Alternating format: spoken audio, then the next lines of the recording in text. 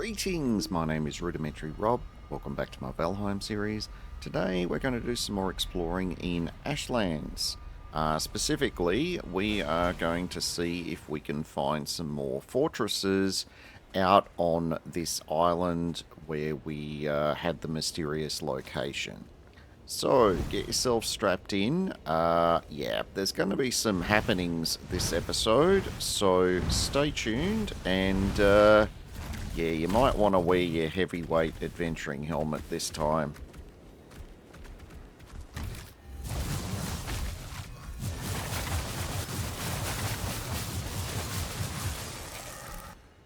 And in typical Valheim fashion, we have ourselves a uninvited guest on our doorstep. Well, I got some high walls and he doesn't, so this Morgan has a fate that's already locked in. He just doesn't seem to realise that that is what's going to happen.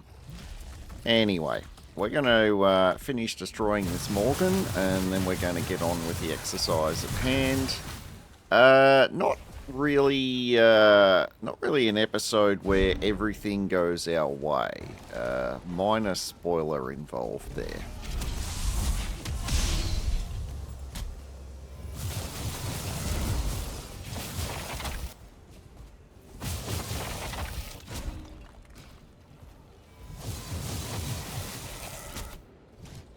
I'm going to call this first part of the episode, which was its own recorded session. I'm going to coin this part of the episode as Maximum Resistance. So, we had a Morgan, we had a 1-star Askven, we had a 1-star Warrior. Are we sensing a theme here yet?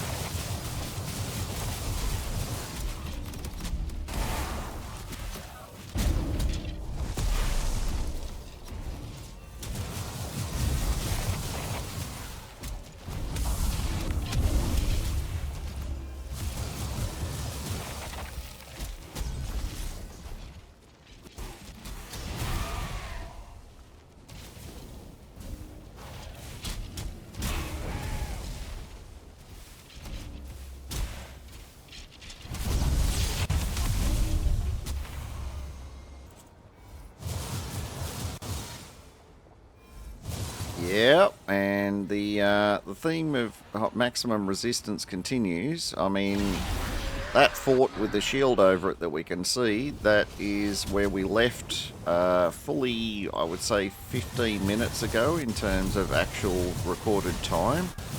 And we've only got this far, and everything that we've fought so far has been like 1-stars or just, you know, really tough critters. So honestly, given this was at the end of having already worked a reasonably full day and I was fairly tired, I should have been taking the hint that, you know, Valheim just really had it in for me today. But, well, when you're tired, you don't usually take a hint very actively, so we're getting pretty close to seeing what's going to happen when you don't take the hint.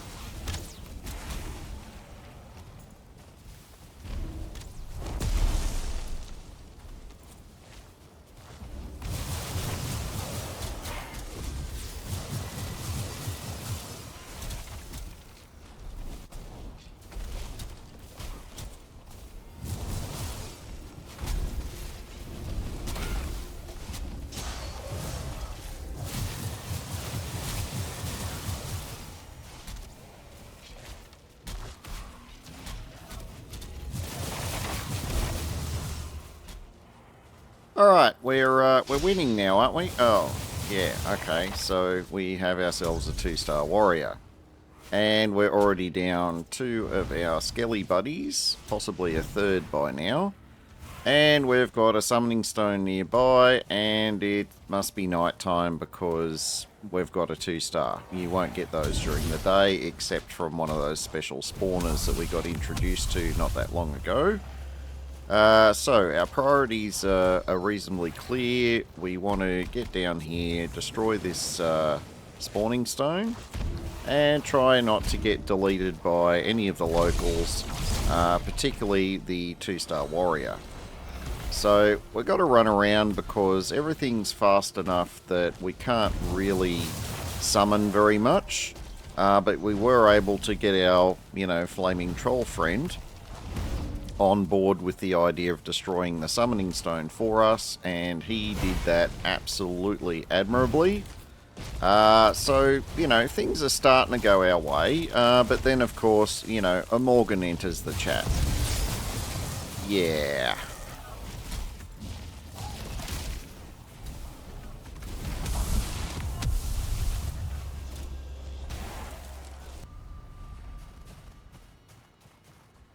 Yeah, so, when Valheim has its little moments where it's pretty determined to, delete you as quickly and as efficiently as possible, sometimes there's not a lot you can do about it. So, even as a mage with pretty good mage skills, you can still get overwhelmed by stuff.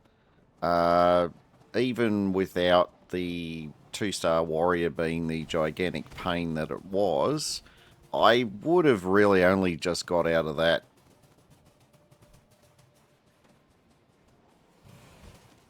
Anyway, we're doing our very familiar run back to our corpse. We can see our troll friend is still out and about. We have our Morgan is still there. There is a lot going on around here, and I'm not going to hang around for more than half a second to figure out if any of it wants to kill me again. Unfortunately, as you can hear thundering along behind me, we have our Morgan friend very obsessed with doing exactly that. Not to mention a very well-timed archery shot from that charred archer. Managed to get an entire volley of arrows into me, and that alone almost deleted me. So, at this point, I'm pretty much done with this session. I've taken the hint. My concentration's not there. I've resummoned our troll friend to try and cover my retreat, and we're just gonna keep running until we get back to the castle. And we're just going to log out and try again another day. Now, don't worry, this isn't the end of this episode. This is just, Rob's 5 minutes of life lessons in Valheim. We will end this particular session in a moment, and then we are going to pick up with our brand new session, fresh and sharp and clear, a couple of days later. And yeah, we're going to make amends for all of the things that did not work out very well in the previous episode. So I think you can take off your heavyweight helmet now. Some of that was actually potentially just to protect your intelligence from some of the things that I may not have done ideally in the previous part of this episode. You're not going to need it for this bit. From this point forward, things are going to work out quite well. So, pop your, more comfortable viewing helmet on, and let's see if we can do this right.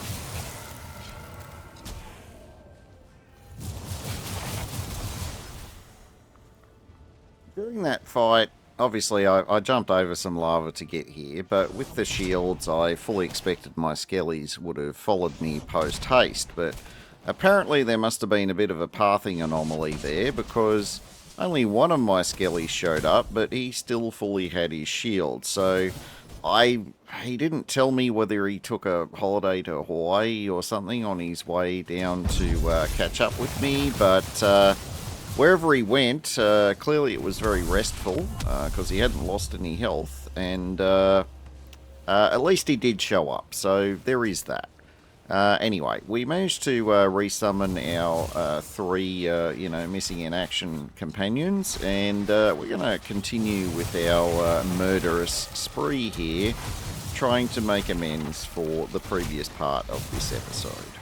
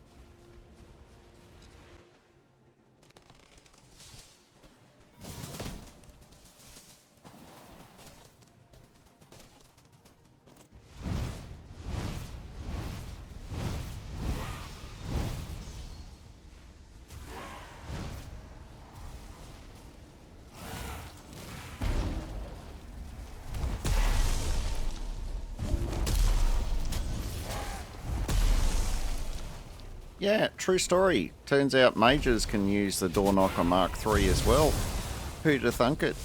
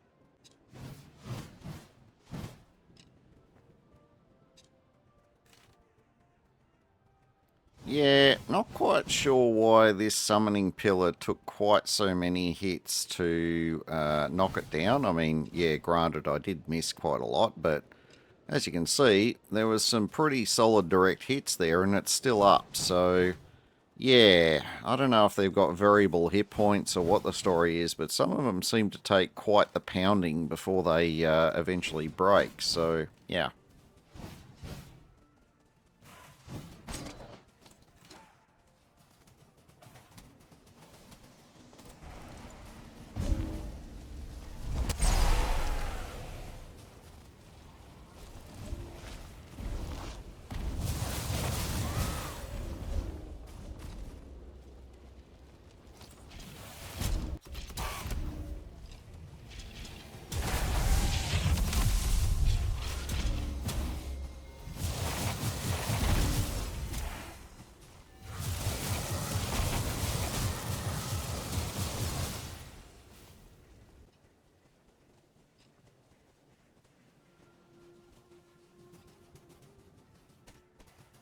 Yeah, this island where the mysterious location is and where we're exploring now ended up being a bit bigger than I kind of expected it to be. I mean, I did expect something of some substance here, but it ended up being a lot longer than I thought. So that's proved to be quite handy exploring-wise, but it also makes a much better chance that we are actually going to find ourselves another fortress, because the fortresses all, like, they're never near the coast. They're always in the fiery, heart of an island. And so, bigger the island, the more area there is to have some fortresses. So, yep, still looking good.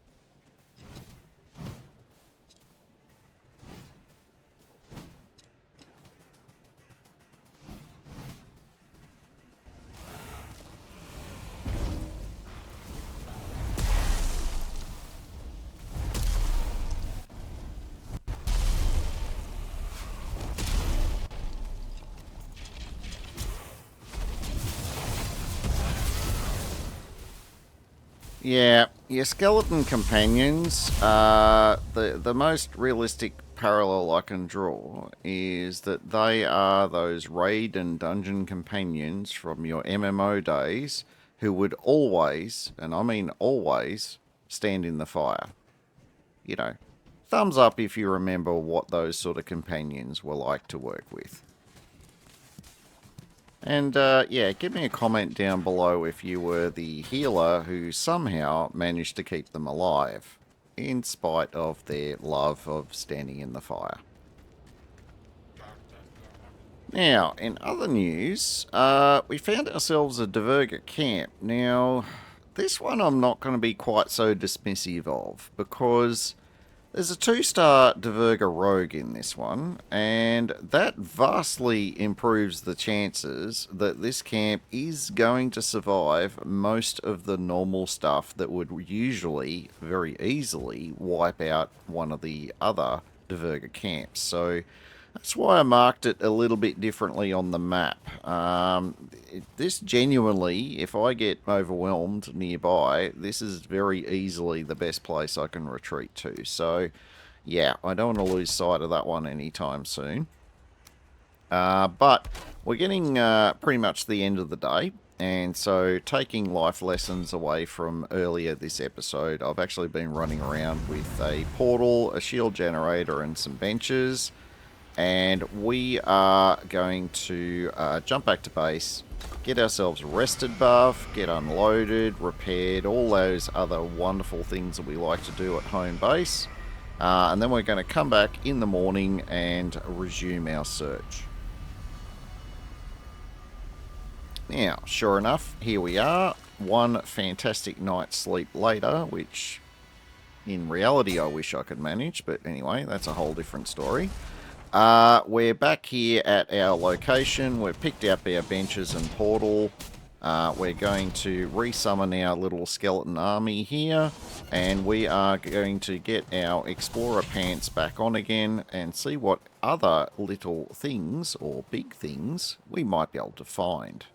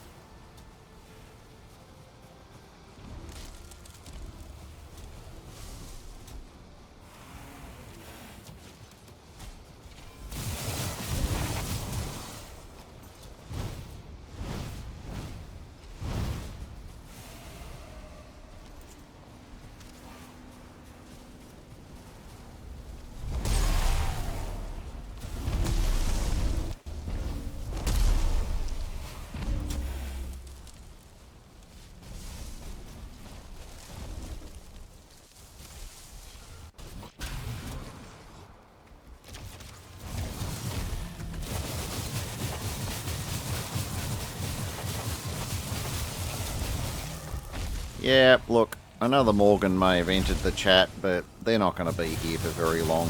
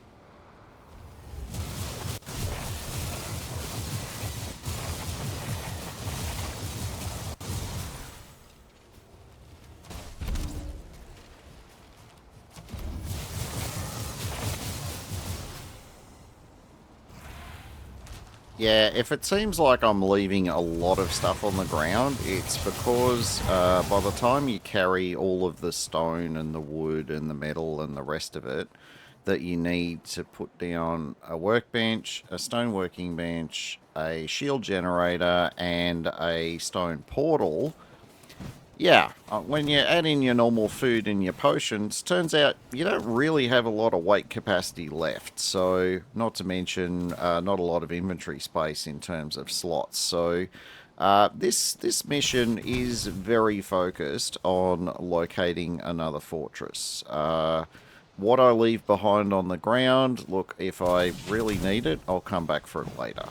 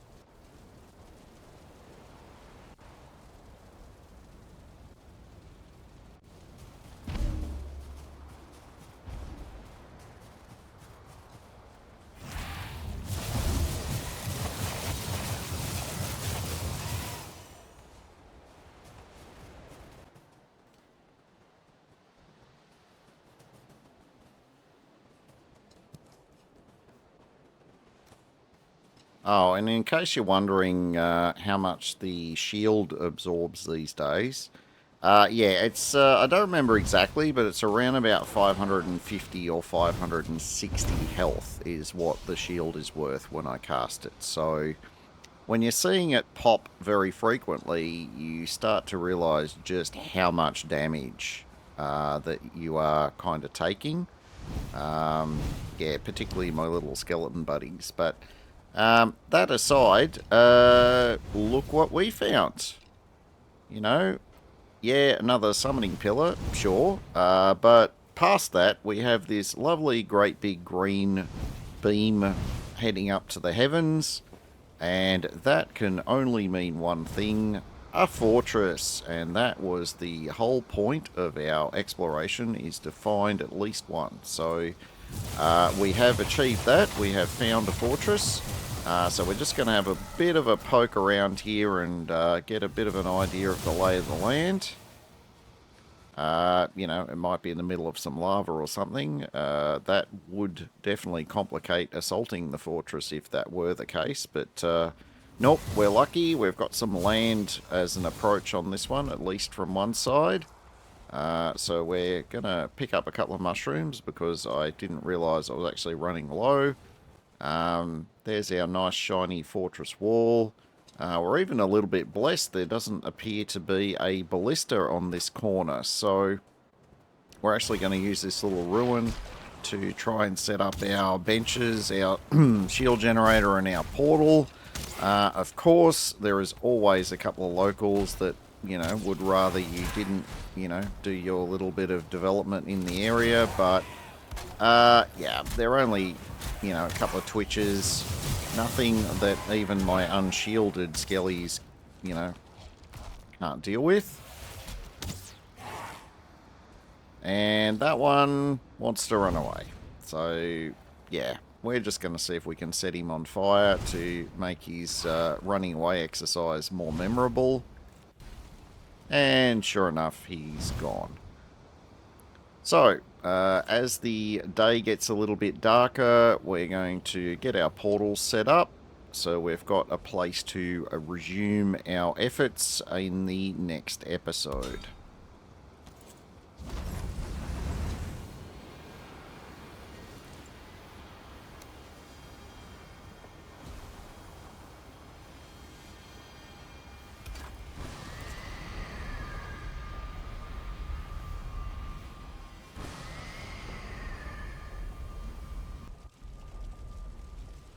And that fortuitously, see what I did there, brings us to the end of this episode. I want to thank you for watching.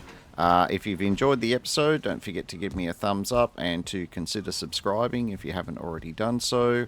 Until next time, my name is Rudimentary Rob. Have yourself an absolutely fantastic day.